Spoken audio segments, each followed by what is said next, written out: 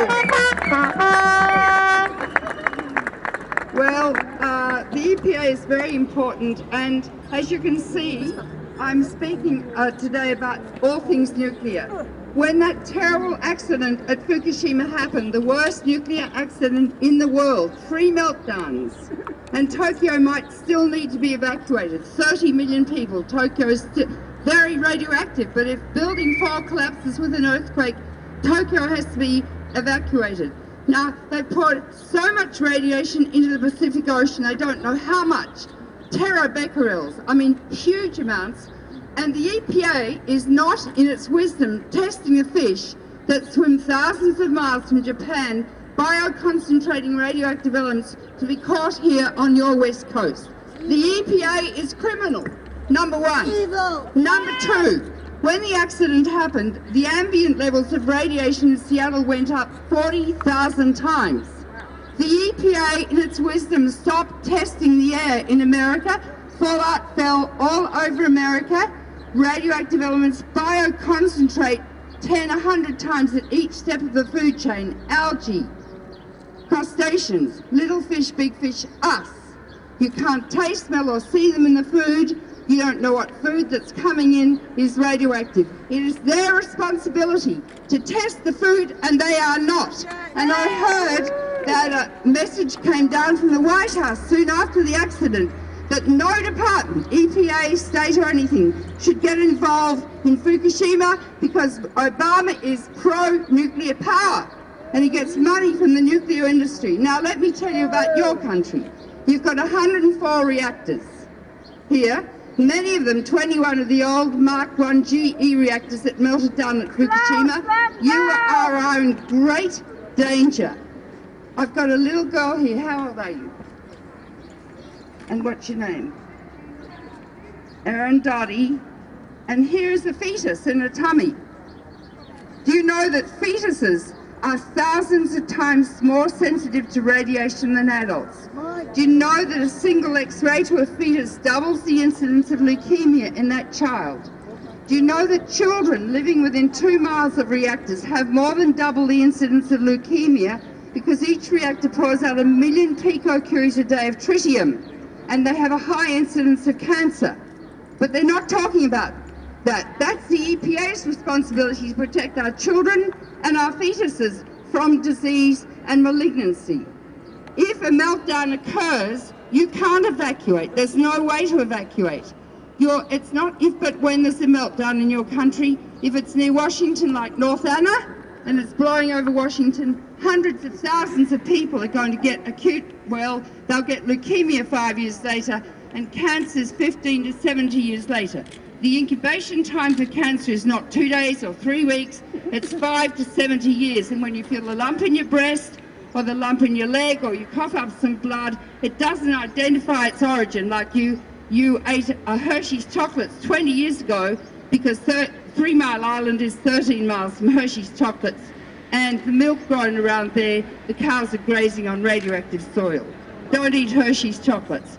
Look, this is such a serious issue, and the radioactive waste left from reactors, 70,000 tonnes, must be stored according to the EPA rule for 1 million years, isolated from the environment. We can't do that. We'll all be dead soon. That is the legacy we leave to our children and our descendants. And as the radioactive waste leaks and gets into the food, we will leave behind epidemics of cancer, leukemia and deformed babies forevermore. And we're not the only species that have genes. We're not the only species that have genes. All species, animals and plants, have genes, and they get mutated to cause genetic disease for those who are biologists. We're damaging the very building blocks of life from nuclear power. Random, compulsory genetic engineering for the rest of the time. The EPA must close down every single nuclear power plant in America.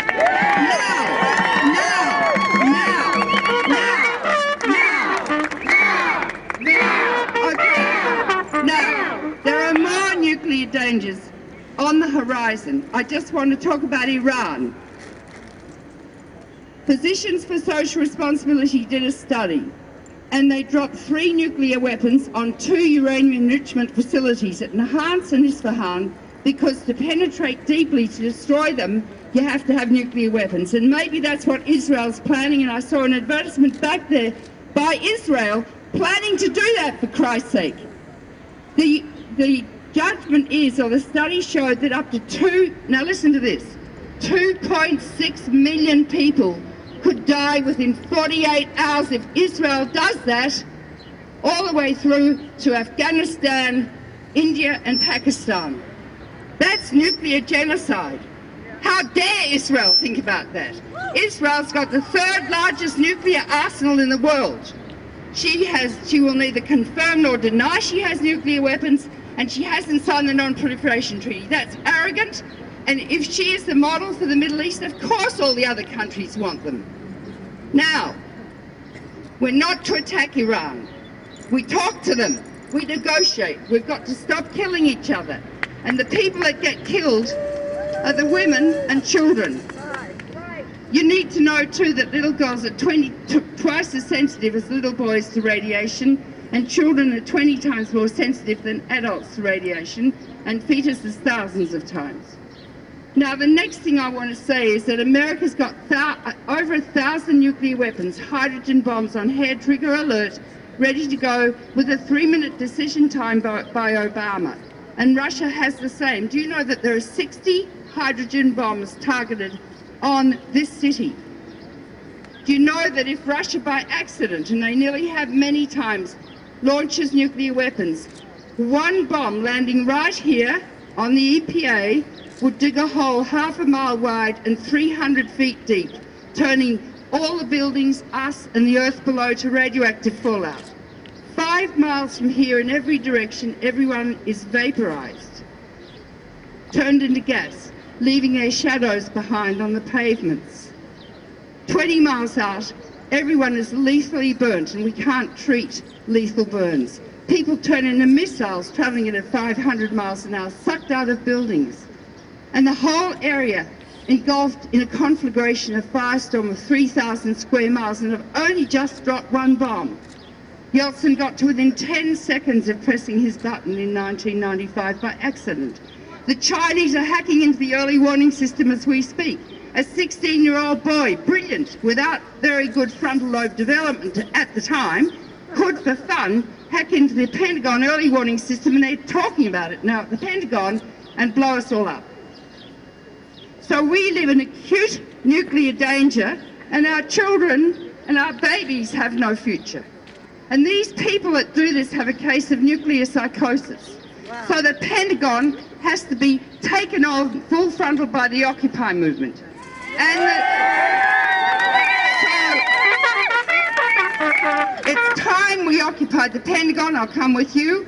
And it's time we occupied the Nuclear Regulatory Commission, which doesn't regulate, but is paid for, and they're shills. They're nuclear prostitutes. They're paid for by the industry. Wow. And the Congress is full of corporate prostitutes. Yeah. We know that. Well, it's time that we got rid of them. Now, I'll just tell you, the Congress belongs to you. It's time to occupy your Congress. But you have to all vote. You have no right to live in a democracy unless you vote. In Australia, voting is compulsory. We get fined $50 if we don't vote. If you don't vote, go and live in Yemen. Don't live here. 1, 2, when you vote, that's not it. Then you have to know who your Congress people are, who your 2 senators are from each state. You have to go and see them every 2 weeks with a doctor, a child and a fetus, and educate them. Read my book, Nuclear Power is Not the Answer. I'm not doing it to sell my book, but read it and you'll learn. Go and educate your Congress people and your senators, because they're all scientifically and medically illiterate. That's why they do what they do, including these characters. And Obama, who I think has got a good mind and he cares, but he's a lawyer and he doesn't understand biology or pathology or medicine. I need half an hour with Obama to teach him the medical effects of nuclear power, because he's got 2 little girls who he adores. Now, once you educate the people in the Congress and you say, if you don't represent us, you're out next time, and then you have to get out and door knock and make sure they don't get re-elected. So the Congress people and senators are not your leaders. You are their leaders. The president is not your leader. You are his leaders. And he said that speech he gave in Prague to eradicate nuclear weapons, he said, I can't do it without you. That's us, the 99%. Let's get behind him to abolish nuclear weapons now between Russia and America, who own 97% of the 23,000 hydrogen bombs. Forget about Iran, that has none. Forget about North Korea, it's got 2. Maybe it could blow up New York. But it's Russia and America that must take the stand, and it's America because Russia wants to abolish nuclear weapons. It's you. And America's developed the first weapons, and it's led the arms race all the way. You all came from all the 4 corners of the planet to be Americans, to save the earth. That's your destiny.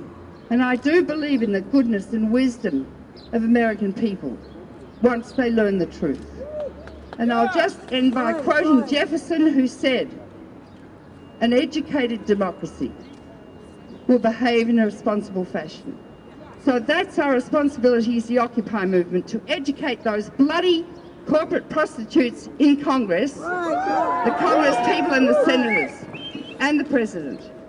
And then we'll have a democracy, and then we'll abolish nuclear weapons, we'll close down the reactors, we'll save our children who we love so much and produce a safe future for them. Thank you. Mobile Broadcast News.